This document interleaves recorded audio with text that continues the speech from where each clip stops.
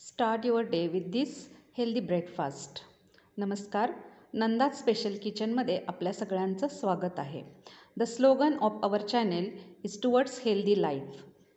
आता healthy life जर आपल्याला हवं असेल तर आपण दैनंदिन जीवनामध्ये काय आहार घेतला पाहिजे, तर त्यासाठी आज मी महत्त्वाचं तुम्हाला इथं सांगणार आहे की ब्रेकफास्टमध्ये मोस्टली आपण फ्रूट्स घेतले पाहिजेत. आता हे फ्रूट्सच का घेतले पाहिजेत?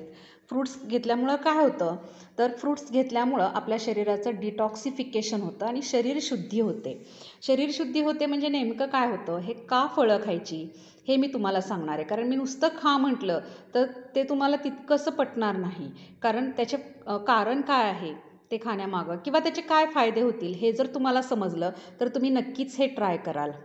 तर मी तुम्हाला सांगते की जसं आपण रोज प्रोसेस्ड फूड खातो, म्हणजे शिजवलेलं अन्न खातो, चपाती असेल, भाकरी असेल, हे कार्बोहायड्रेट झाले, भात असेल, त्याच्यानंतर आपण बऱ्याचशा भाज्या खातो, त्याच्यामध्ये पण मसाले, वाटण वगैरे सगळं असं आपण प्रोसेस करून बरेचसे अन्नपदार्थ खातो, फ्राय करून खातो. तर हे प्रोसेस्ड फूड जे आहे ते डायजेस्ट करण्यासाठी वेळ लागतो आणि त्याच्या डायजेशनमध्ये शिवाय काय होतं की फ्री रॅडिकल्स तयार होतात, म्हणजे नको असणारे घटक, आणि ते आपल्या ब्लड सर्क्युलेशनच्या थ्रू डिफरंट बॉडी पार्ट्सपर्यंत पोहोचतात आणि ते तिथं पोचले की ते अडकून राहतात आणि त्याच्यामुळं काय होतं की आपले जे वेगवेगळे बॉडी पार्ट्स आहेत, जसं पाय दुखणे, कंबर दुखणे, पाठ दुखणे, असे हे जे दुखणे आहेत वेगळ्या बॉडी पार्ट्समध्ये ते तयार होतात किंवा ती दुखणी तुमची चालू होतात.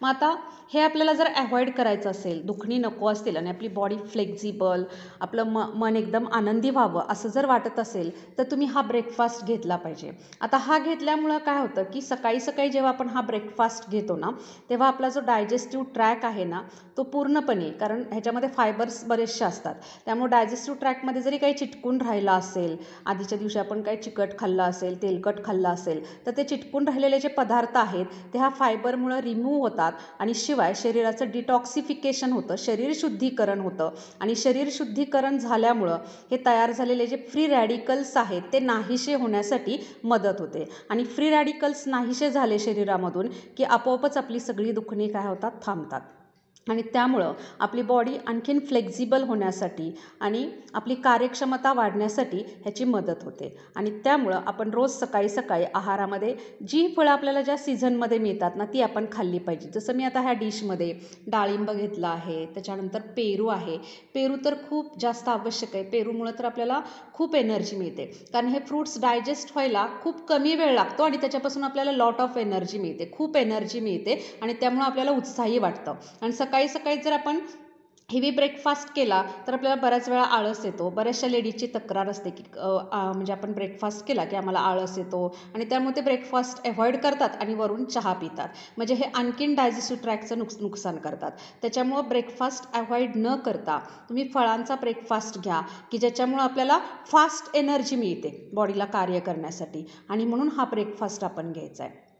तर eat healthy, stay happy and spread happiness. जसं की म्हणतात की जो हृदयाचा मार्ग आहे तो पोटातून जातो, असं का म्हणतात हे आता तुम्हाला लक्षात आलं असेल की जेव्हा आपलं पोटामध्ये आपण चांगले अन्नपदार्थ घेतो तेव्हा त्याचं डायजेशन प्रॉपर होतं. सकाळी सकाळी हे फ्रूट्स खाल्ले की तुमची अन्ननलिका जी आहे ती शुद्ध होणार, शुद्धीकरण होणार आणि त्यामुळे नंतरचं अन्न डायजेस्ट होऊन परत त्याच्यातून जे काही आपण पोषक घटक घेतो त्याचं ॲब्सॉर्प्शन पण चांगलं होतं आणि ॲसिम्युलेशन म्हणजे सात्मीकरण, की अंगाला लागणे, आपण अंगी लागणे म्हणतो तसं हे आपल्या पूर्ण बॉडी पार्ट्सपर्यंत पण ते पोचवायला मदत होते. आणि म्हणून मी आता तुम्हाला सांगत होते की हृदयाचा मार्ग पोटातून जातो, म्हणजे पोटाची प्रक्रिया जर चांगली झाली तर चांगल्या प्रकारचं रक्त तयार होणार. रक्त चांगलं तयार झालं तर हार्टकडे तेच जातं पंपिंग करण्यासाठी आणि मग त्याचं काम सोपं झालं.